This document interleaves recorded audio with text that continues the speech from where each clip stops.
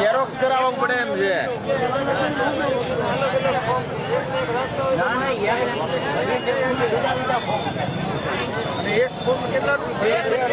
દેશમાં સર્વવ્યાપિત 500 અને 1000 રૂપિયાની નોટ ગઈ 8મી તારીખે રાત્રે તગલકી શાસકોએ બંધ કરી અને પરિણામે આ દેશના કરોડો સામાન્ય માણસોની મરણ મૂડી જે પોતાના ઘરમાં હાથ ઉપર હતી એ 500 ને 1000ની નોટો બદલાવવા માટે 125 કરોડના ભારતમાંથી લગભગ ત્રીજા ભાગના લોકો ક્યાંય ને ક્યાંય લાઇનમાં ઊભા છે.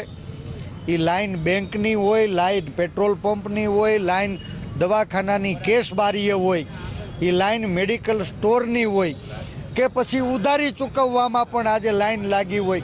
આવી સ્થિતિ, અરાજકતાની સ્થિતિ સંપૂર્ણ દેશમાં વ્યાપી રહી છે.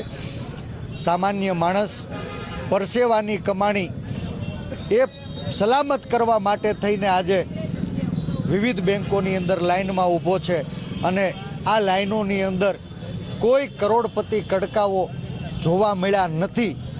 કાળા ધનના વાહકો શાસકોની છત્રછાયા નીચે વિદેશોમાં સહેલગાહે ઉપડ્યા છે અને સામાન્ય માણસ પોતાના પરસેવાની કમાણીને બચાવવા માટે વિવિધ જગ્યાએ લાઇનમાં ઊભો છે.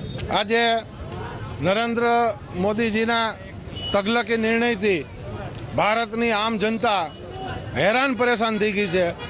લોકોને પોતાની પરસેવાની કમાણી ઉપાડવા માટે પણ લાઇનમાં ઊભું રહેવું પડે છે અને ત્યારે ભિખારીને ભીખ દેતા હોય એમ બેંકવાળા 10ના સિક્કા આપે, એક જણો 5 કલાક લાઇનમાં ઊભો રહે તેને 4000 રૂપિયા આપે.